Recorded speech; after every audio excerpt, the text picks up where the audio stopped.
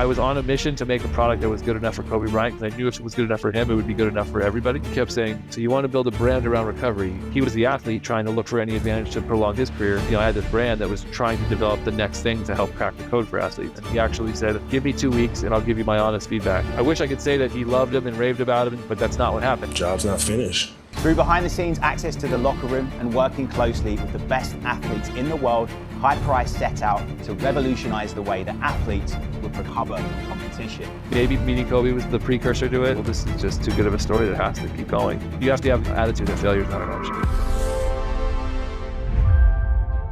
Hear the stories, learn the proven methods, and accelerate your growth and future through entrepreneurship. Welcome to the Founder Podcast with Nathan Chan. All right, so Anthony, thanks so much for taking the time to speak with us today. The first question that I wanted to ask you is, what inspired you to create this incredible company, Hyperice, and what did it look like the early days? What did the first 60 days look like? Well, first part of the question is like what inspired me. I think for me, ever since I was a little kid, I was always moving, and I just loved sports from an early age. So I grew up in Southern California, and fortunately it's always sunny here year round, so you can play sports year round. I grew up in a neighborhood that had a park, that had a basketball court, an empty field that we'd play whatever sport was in season, tennis courts. I lived close to the beach, so I was in the ocean, so I'd swim. And I really didn't like school too much when I was a little kid, and it was really just all about sports, and I was always competitive. So I think first developing like a love for sport like kind of shapes who you are in your adult life. And so it never really left me when I got to be an adult. Like, I always say I'm a failed professional athlete, right? Because if I was a professional athlete, then I would have never had to get a real job. And I got into teaching high school, and I coached basketball because that was like my favorite sport. And I played all the way through high school and continued to play after that. But just staying involved in like sport and understanding that you need a body that's healthy and that can move. And, what could I do to sort of like kind of, battle father time to stay young as possible, as long as possible. And, it's something I was always just interested in. So I think that like before I ever had the company, it all started with like my love for sport and being a competitor and looking for careers that would sort of tap into that and that I could stay connected to that. And so I totally accidentally fell into Hyperice with just a product idea one day. I mentioned that I was living in Sydney, Australia at the time. I had taken a sabbatical from my teaching job. My wife played in the WNBL down there. And I think I just had more time to think. And I just had crossed over the 30-year-old barrier. So your body's starting to kind of feel that kind of the wear and tear a little bit more. And this kind of idea that, what can we do to the body to sort of preserve our youth? And what can we do as far as like, the term recovery didn't really exist. So it was just like, what are pro athletes doing to sort of, so that they can do this, all year round and year after year up into their late 30s and early 40s. And so it was just, that was sort of the genesis of how I was in the mindset to start Hyperice. Yeah. So you went back home and then you started how did you create the product? Yeah. So basically I looked, basketball being the sport I was closest to, I started researching like, what do basketball players do? Or I think it was like, for recovery. And like, if I typed in like athlete recovery, because the term wasn't really being used in the context it is now, you'd get like every athlete that like went to like rehab recovery for like drugs or something, right? Because that was what the term was used for, or alcohol recovery, right? So I was like, trying to figure out what the term would be to like, what do athletes do to not get sore, to come back, whatever. And I found that like athletes were going in ice tubs, getting massages, and then like icing their joints. So I had this, concept of like, okay, well, what if I could make an icing device? Because all that, like I would notice that like basketball players would ice, football players would ice, volleyball players. It was sort of this one thing that like back then that was like kind of the one thing you did to kind of like kind of body maintenance, right? And people would do when they're injured. And the science has kind of come a long way. We know we probably were over icing back then, but so I just had this concept of like putting together the technique that is used in the training room, which was like a real bag of ice and something to compress it with, like a wrap or something. And I had this idea for like a neoprene kind of like compression sleeve and an ice bag. And so I just kind of made like as an art project, I went to a wetsuit factory, got some scrap neoprene, made my first prototype. And I was wearing them after I was playing basketball. And a friend of mine who I used to pick up at UC Irvine, which is a college, it's about 20 minutes from my house, and that's where Kobe Bryant used to train in the off season. And my college friend and high school teammate happened to be on the coaching staff, and his job was to like let Kobe Bryant in the facility, and he had to fill his ice bags. And he said, "Hey, where'd you get those knee icers?" Like, "Oh, I just made them." He goes, "I got to fill Kobe's ice bags, and like I'm not good at it, and they're all messy. And could like you make me 2 of those?" And I would, I'm like, "So I can give to him?" And so I said, "Yeah, sure." I went back to the factory, made 2 more, and when I gave them to him, he goes, "Hey, don't give them to me. Like, I told him about that you had this thing, and he wants to see it." So I had the opportunity to meet him back in the summer of 2009. I gave him the prototypes that were not even wasn't even planning to be a business. I was sort of just like, this was like an art project I did. And I wish I could say that he loved him and raved about him and said he was all in, but that's not what happened. He actually said, "Give me 2 weeks and I'll give you my honest feedback." And so 2 weeks later, I went back and he told me all the things that were wrong with it. And he was like, "You need to change this and this has to be different." And I was like, well, I don't really have any resources to like make improvements as a product developer. I was just, sort of doing this as like the resources I had as an art project. But when the last thing he said, he goes, "Look," he goes, "I like this idea. If you can get this to where it's better than what I'm doing now, like I will wear it." And so I took that as like I was like, wow, if he'll wear it, like, I probably have a business at the, kind of one of the most recognizable athletes in the world, saying that, as my first product tester guinea pig, right? It's a pretty amazing kind of opportunity. So I took it around to manufacturing companies because I had this idea for making an ice bag that had a valve on it that would suck the air out so that the ice would conform to the body. And that's, at the time I called it Hyper Ice because he was wearing the Hyperdunk basketball shoe. I was wearing the Hyperdunk basketball shoe. That was like all the rave back then. And so I'm like, hey, he wears Hyperdunk, he wears Hyper Ice. I'm like, and it was I was on a mission to make a product that was good enough for Kobe Bryant because I knew if it was good enough for him, it would be good enough for everybody. And so that's it was during the recession of 2009. No one was really even entertaining phone calls from guys with no website, no business experience. It definitely it was not, it was by persistence and luck that I had one manufacturer that I showed the text messages that I was communicating with them. So they like believed me enough to say, okay, maybe we'll put the time in to develop this with you. I wrote the patent for the sort of the technology behind the concept. We formed a company. We did the R&D on it, not knowing if it would ever go to market. And then when we developed the product, it wasn't perfect, but it was good enough to where like I could raise a little bit of money on it. And, once I raised money on it, we kind of fine-tuned the product. And then, from that, it took 2 years to like kind of bring it to market. And we commercially launched the brand in 2012. But in the process of that, my whole strategy was sort of borrowed from kind of Beats by Dre, which had just been, several years earlier. Beats by Dre launched at the 2008 Olympics. And they were just getting the headphones on like all these cultural influencers, athletes, musicians, entertainers. And I said, well, look, all athletes ice. So what if I get if I get this icer on all the best athletes from all the different sports, it'll kind of be like the Beats headphones of like taking care of your body. And so that was sort of my kind of idea. And I ended up just really hustling and just, I had a pretty good network. And if I knew that an athlete was going to be at a workout at Santa Monica High School from 3 to 4, I would be there at 3:59 when they're done, and I would give the product out. I wasn't selling it. I was just kind of like getting as many out as I could. And I was trying to create like this sort of groundswell of people that knew what it was. And, we didn't even have a website, and there was people saying like, hey, there's this guy, when you go out to LA, if you know, he'll bring you these really cool, and they were really premium, nice devices.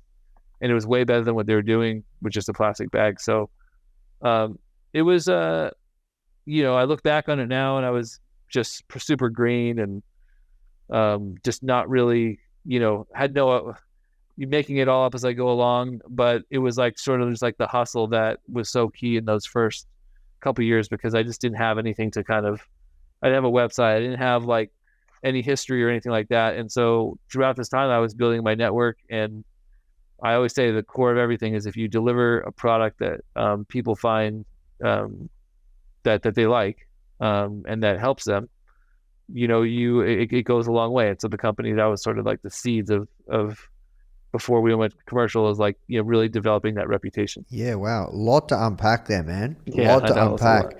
But this is fascinating. So first of all, what happened with Kobe, right? Like you said that if you get the product to working form, pending his feedback, he would wear it. Did you get it to working form where he would wear it, and what happened there? Yeah, so right when, the first, when we kind of had proof of concept, then we had prototypes, then we had like sort of pre-production models. I waited till I got it to where like it worked. And then, I went back to him. It took like a year to develop, a little over a year to kind of get it to where knowing how critical it was, I wanted to make sure that the next time I showed him something that, I made the improvements that he asked for. He started wearing it, and, you started to see it pop up. I have a ton of pictures on my phone from like his last couple years in the league where he's wearing it on the bench. He would wear it during, athletes when they would, NBA players in particular, like if they come out of the game and they're not going back in. So that's typically like when they're blowing a team out. Icing is sort of like the thing you do is like, okay, I'm not going back in. I'm starting my recovery process. I got it to him, and he started wearing it. And a lot of times I would, I would run into him here and there because, we both lived in Orange County.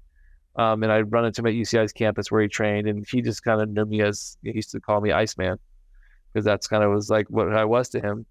And then in 2013, when he unfortunately ruptured his Achilles in a game in April of 2013, I felt really bad watching, because it's you're going to be out for a year when that happens.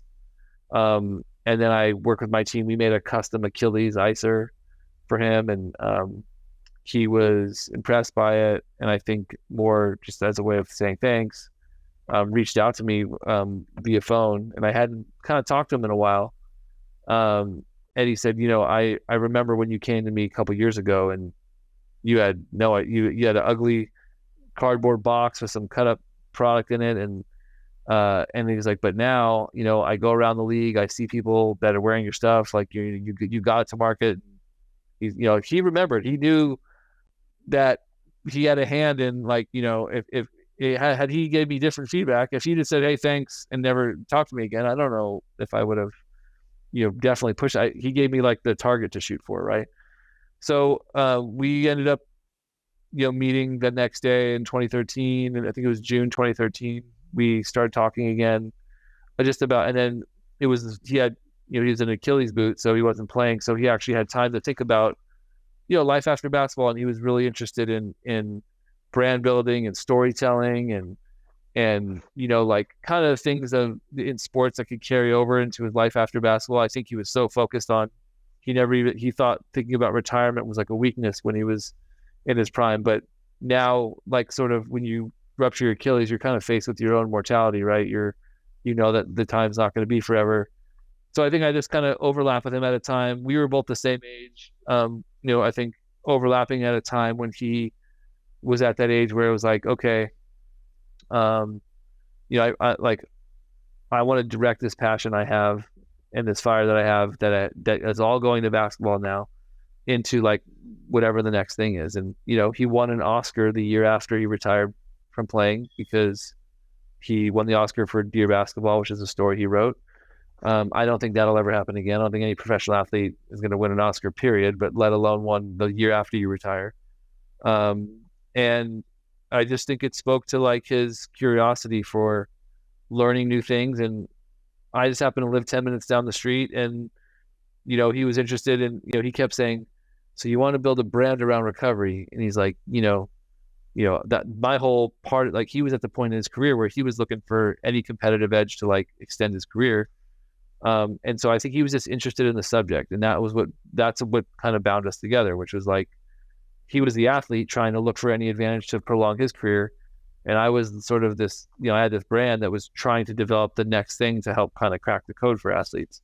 So that's kind of was like our, you know, sort of the core of our relationship. And then, you know, beyond that, we both kind of came up at the same time. We had similar taste in art, and we both loved Tarantino movies. We were, you know, sort of, we just, enjoyed each other's kind of, you know, challenging each other on what could be the next thing in the field of performance. So, you know, that's sort of, you know, that was like our, you know, our relationship, and it definitely helped inspire and influence, you know, kind of everything we did after that. Yeah, wow, that's pretty special. Thanks for sharing, man. But did he contribute to the when you raised money? Did he get involved? No. We had a moment where I think that was definitely discussed. He can't be half in on anything, so I think that, like, for him, you know, he started an investment fund later on. I think that the time that I was interacting with him on the subject, it was before he had done really any private investments. He was mostly focused on basketball. About a year or two after that, he started Kobe Inc., and that was sort of his investment fund. And then he started Bryant Stibel with another sort of entrepreneur investor. And that kind of came later, but we had already closed round of funding. I think we had sort of talked about it, but I kind of liked how that never was really the reason why. It was more as curiosity for, like, actually what the company was doing, and the financial part never really kind of got in the way of any of our discussions. Yeah, well, what a great story. So I always wanted to interview Kobe, especially after he retired.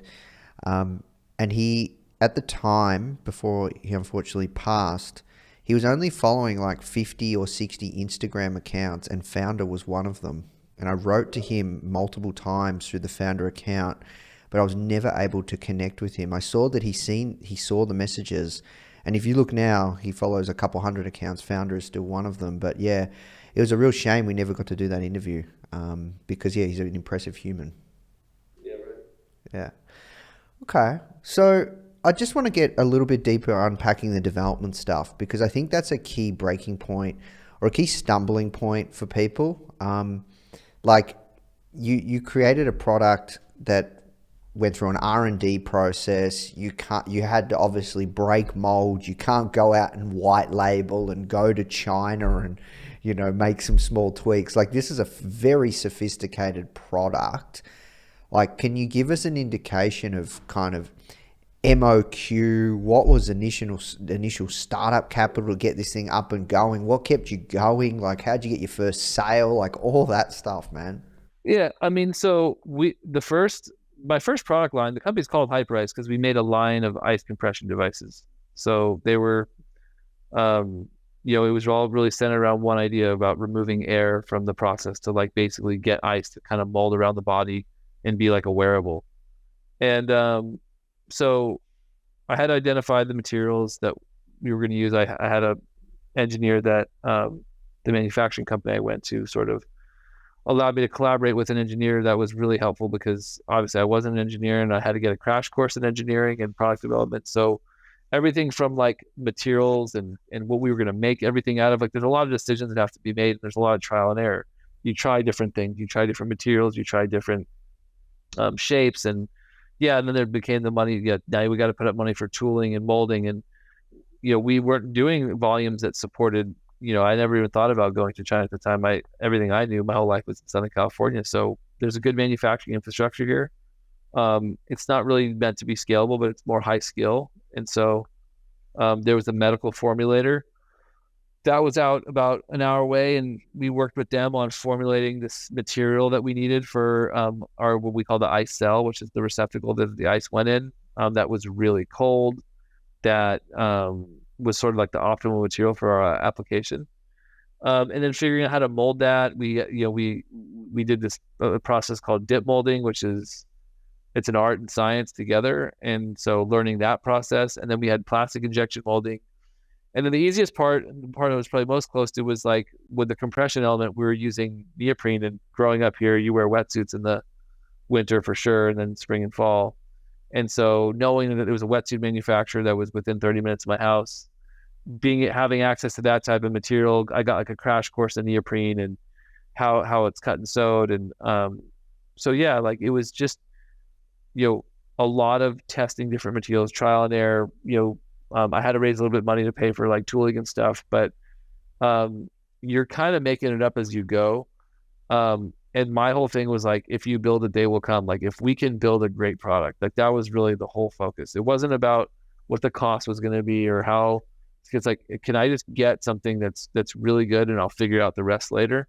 So and that's always my advice, is like make the best product you absolutely can, and then you can work backwards from there if you need if you need the margins to be better, or if you need that's sort of the that's sort of one of the biggest pieces of advice I could give to someone when they are starting out as a product company, is make the product the best you can and don't compromise. All right. So can you talk us through like how much did it, like what was the MOQ? Was it in the hundreds of thousands of dollars, millions of dollars to get this product to a place where you could start selling it? No, I mean, my whole thing was I wanted just to raise enough money to get like, I wasn't thinking about like mass production. I was thinking about how do I be able to just make this product, and then as we go along, figuring out more efficient ways to make higher quantities. So, I think initially raised,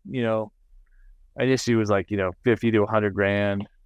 And then it was like, shortly after that, it was like, okay, we're now we need a little bit more money. So we would like kind of raise it as we need it.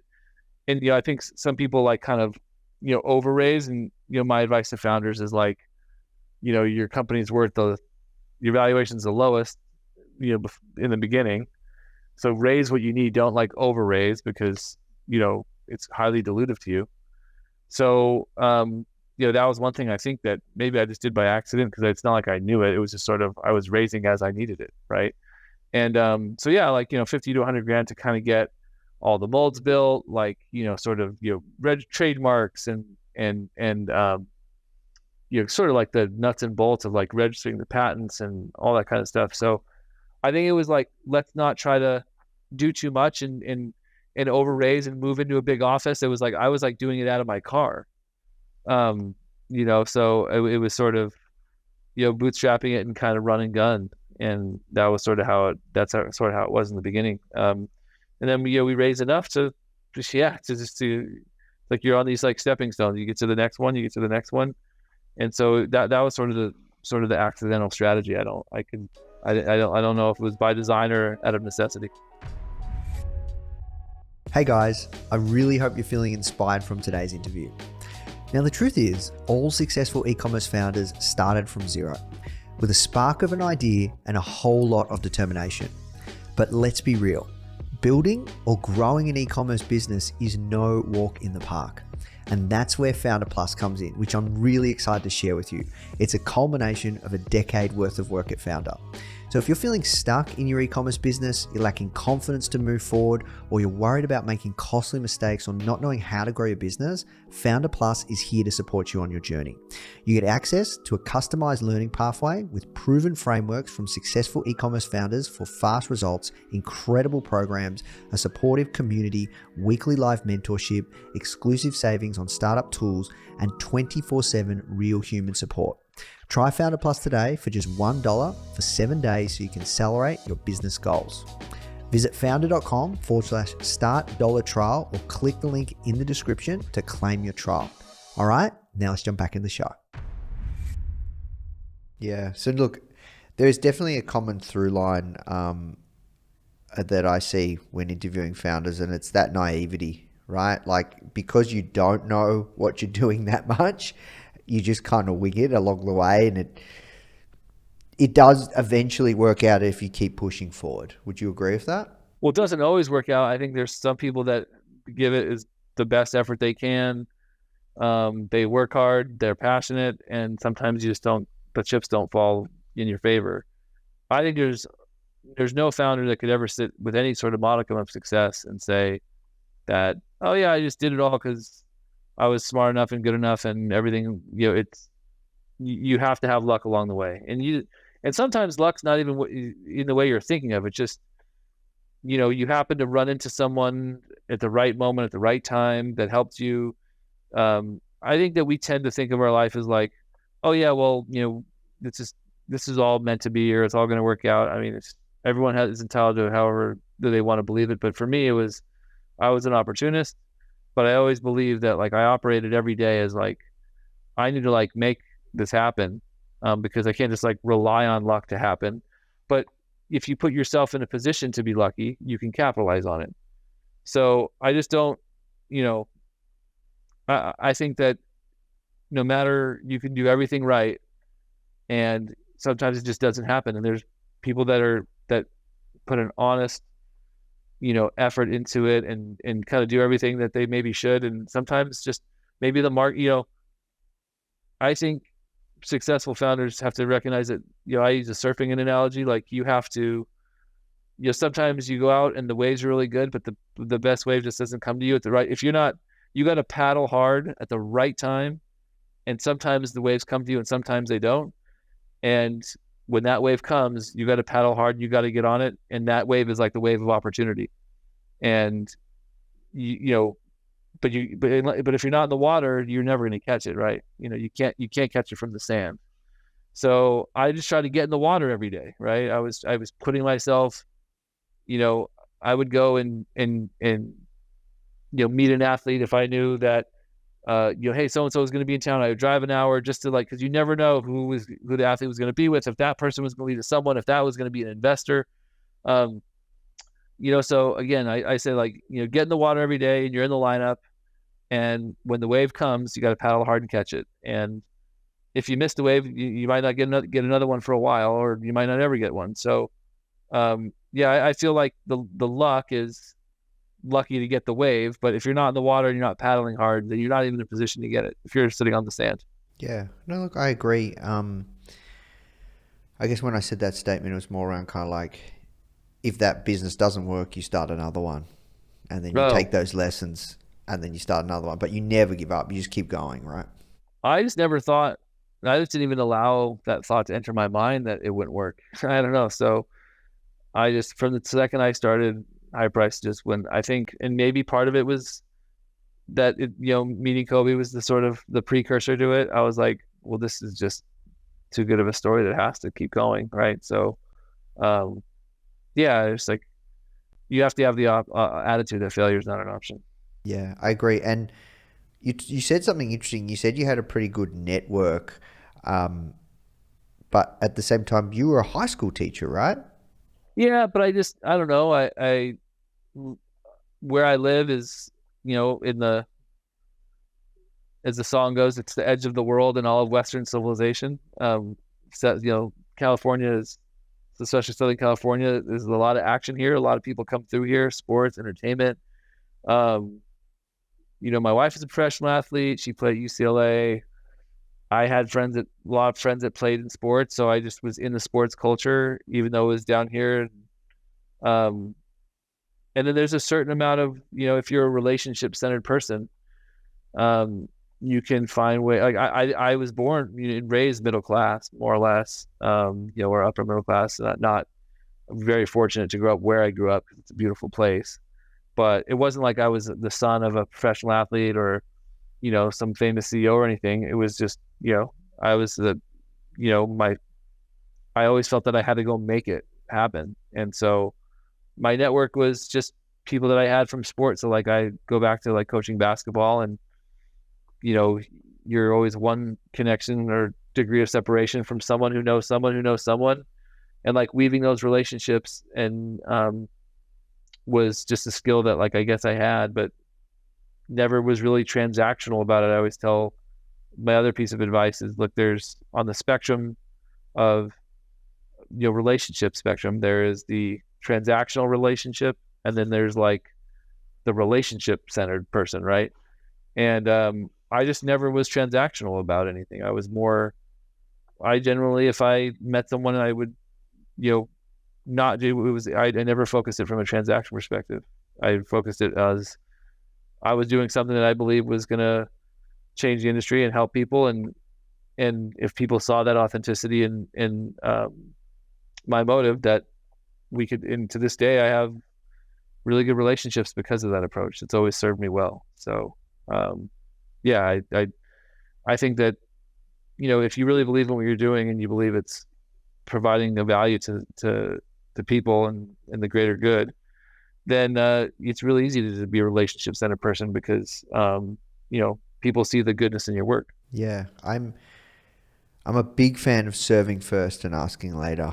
I'm not a fan of transactional type relationships. So I'm curious, Anthony, you went to market 2012. How'd you get your first sale? Our first sale was from the New York Jets, NFL team. There's a player that was the quarterback of the Jets at the time that lived in Orange County, and he had gotten the product. He had brought it back with him to training camp in New York, and the Jets called and said, "Hey, our quarterback brought this back. We like this. Can we order some?" And so that was our first sale. It was over the phone. I think it was our office manager took the order because we had not launched the website yet, and took the order. We sent him in a box. I don't think there was any packaging, and that was that. And so I think that check is framed somewhere. I don't know where it is, but I just remember it was from the New York Jets. There you go. That's a big one. So yeah, when it comes to, I guess, partnering with athletes, this is something you guys have done at a pretty incredible level. What advice would you give to founders that are looking to, I guess, work with thought leaders in whatever space that they're in? Well, for me, if you're making products for the human body and you're trying to optimize the human body to warm up more, to optimize the warm up process, to accelerate the recovery process, to be a body maintenance tool, to be a treatment tool. Well, athletes are the ones that put the highest premium on their body because their body is their craft, it's their livelihood. So for me, that was always the audience that I was trying to create and design products for, because, well, if it was good enough for them, it'd be good enough for everybody else, because they're the most in tune with their bodies, right? And they put the highest demand on their, like, I don't care what, if there's these office buildings around here, there's finance companies, software companies. No, they might have hobbies that they love to do, but it's not the same as a professional athlete where their whole livelihood depends on it. So, if you can go satisfy the audience that has the most demands on their body, and you make products that like meet those needs, the trickle down effect of that, I thought, would cover everybody. So, you see all the athletes who are using our products, and and people are like, well, I'm not a professional athlete, but I love my Venom because it makes my back feel better. It's like, well, yeah, you saw it on an NBA player trying to keep their back warm while they come out of the game, but you're using it on your couch because you just like have back pain. Same product, dual, use cases, equally as effective. So I would say that, like, partnering with athletes, look, you get a certain amount of credibility, I think, when the best in the world are using your products. It helps with exposure as well, because athletes are pretty high profile. But for me, it was really more like I just needed an audience that would hold me to a high standard, and and they have the choice of what products to use. They can use the best products in the world. And we can get, I'm sure you'll ask me about the Nike stuff later, but it's the same thing. We were in Paris, and 120 athletes, or I think it was 100 of the top athletes, Nike athletes in the world, had access to the products. And it's like, I love being in the market for, or in a profession where that's the audience that I have to please, right? the 100-meter dash was won by Noah Lyles by 1/1000th of a second, I think it was, or some crazy, unmeasurable to the human eye. And that just was a symbol for the Olympics as a time where athletes are living in this world of millimeters, fractions of a second is like, whether you're on the podium or not, greatness or failure. And so if we can deliver just this much of an advantage in the recovery or the warm up, we contributed to that. And it's exciting to actually know that, the athletes every day are touching your products to basically keep their body, and there's a lot on the line, and it's just it allows us to basically participate in the competition without directly participating. Yeah, I love that story that you shared, right? Because it's such an incredible thing that you're doing, and I can hear the passion that you have, right? Like how you've got one of the products on now while we're doing this interview, right, offline, and it's like you said, you practice what you preach. So I'm curious as well. Look, here we go. We have to work towards wrapping up because I'm conscious of your time. But look, when it comes to, I guess, for a brand like yours to stand out, even in the early days in the recovery space and the performance space, storytelling has been massive for you guys. What advice would you have around crafting stories that stick, really using stories to stand out in your marketing and branding?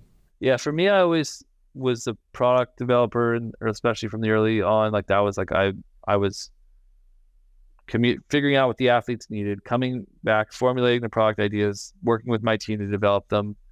But I always felt I would never hand that over to a storyteller, because I always felt that was the part that I think, I always saw myself as a lover of the arts and humanities, and loving film, and storytelling was always just something that I'm like, I think I could do that.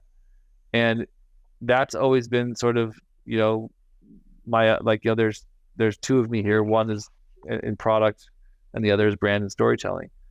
And the storytelling part, I always felt is great when it's connected to the product, because a lot of times at big companies, you'll have a product team develop a product, and then the marketing team goes and hires an ad agency, and the ad agency gets it and puts it on a conference table and says, okay, this is really cool. How would we tell this story? But if it's coming from the person or the people that were actually in the trenches in the product development, there's just that direct connection between product and storytelling that I think that's why I think, what separated us from a lot of other people that kind of maybe try to do similar things. And we were the first real true recovery brand, us and Normatec, and then we're the same company because we acquired them in 2020.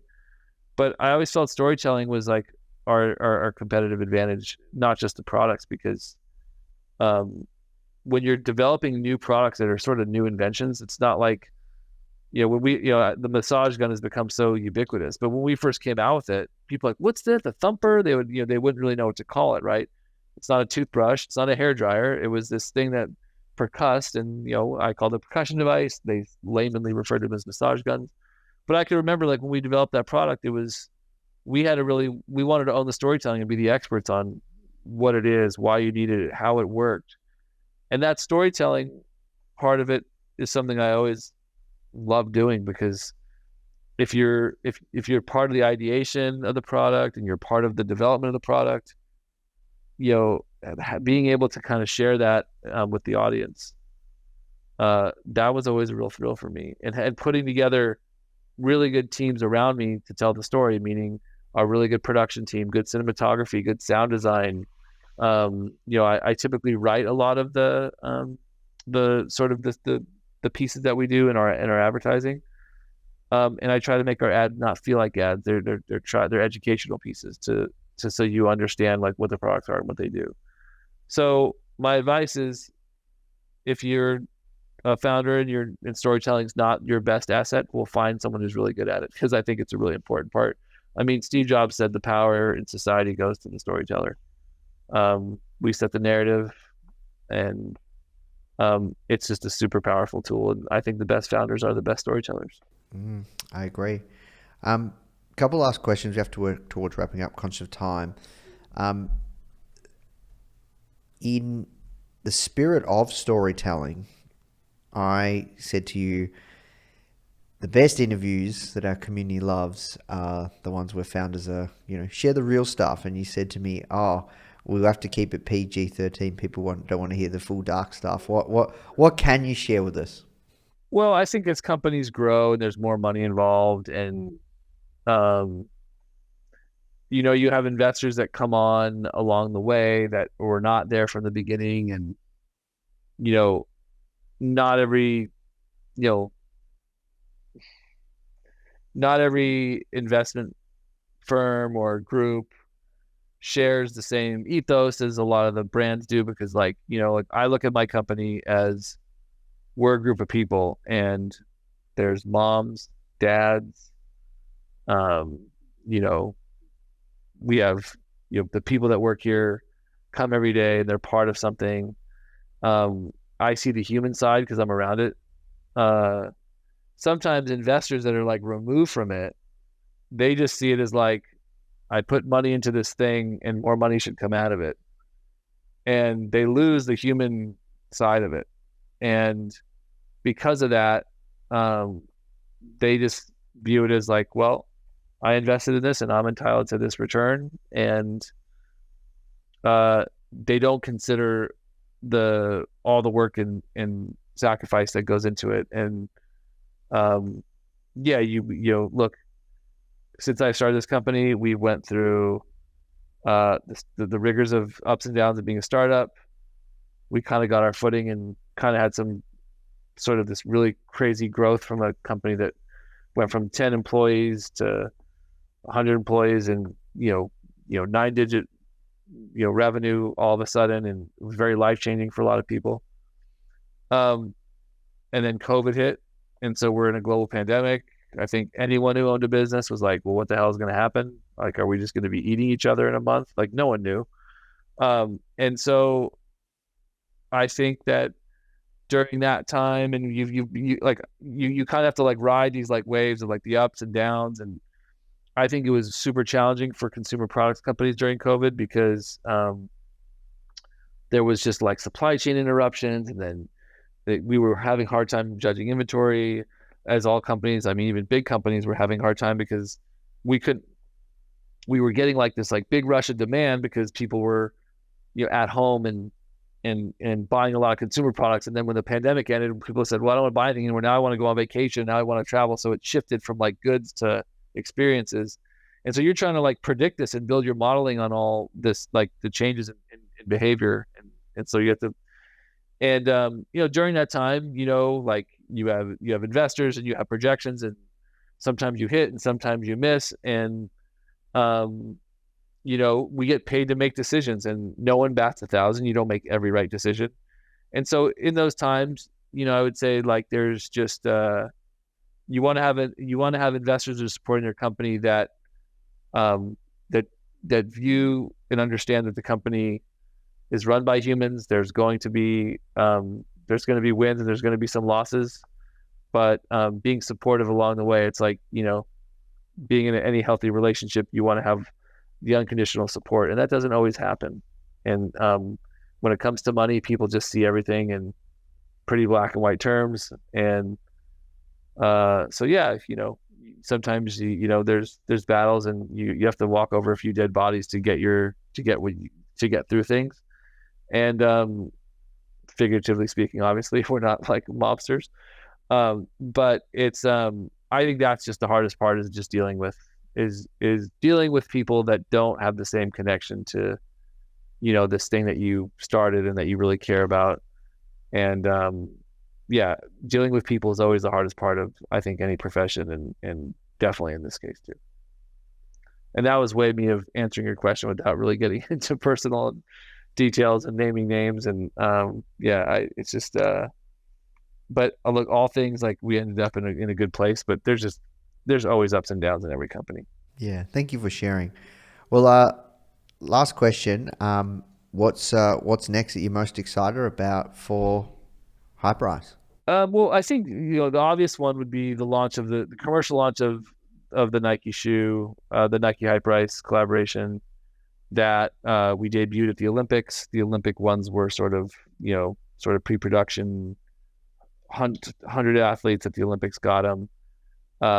It's a really, really, I think, groundbreaking technology, and it's going to get people to reimagine what footwear can be, and not thinking of footwear as just the shoe that you play in or just the shoe that you train in, but if we can change the body and put the foot, ankle, Achilles, and the lower body in the optimal state to start moving, when you take the shoe off and you put your game shoe on, your competition shoe on, it makes every other shoe feel better because your body feels better. So it's taking the lens of performance and saying, as fans, we watch what happens.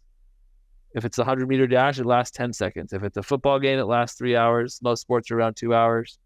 So we just see what happens during that performance. But what we're trying to do is we're trying to touch the athlete in the other 22 hours of the day. And I think the collaboration with Nike is sort of our is just a way of us saying, hey, we're going to reimagine. We didn't invent shoes. They've been around for thousands of years. Just like Dyson didn't invent the vacuum, but they reinvented it. And now it's the best one. We want to reimagine what footwear can be and get people to think that the best shoe is the one that you're the most prepared to put on. Yeah, look, I've seen the product. It looks amazing. And yeah, I'm like I said to you offline, I'm excited to try some of your products. Thank you very much. Awesome. Well, we will wrap there, Anthony. Thank you so much for your time, man. This has been a really, really great in-depth interview of how to build an incredible company and brand. So thank you so much for your time. We really appreciate it. Thank you. Appreciate you. Hey guys, if you love this episode, make sure to check out this interview with Scooter Braun on how he identifies talent that could go on to find wild success like Justin Bieber and Ariana Grande. Justin Bieber was the most talented, gifted kid I'd ever met. It was so insane how great of a singer he was, how soulful he was. What he could do on the drums naturally, taught himself with guitar, drums. Like, he was a phenomenon. And we met at the perfect time in both of our lives.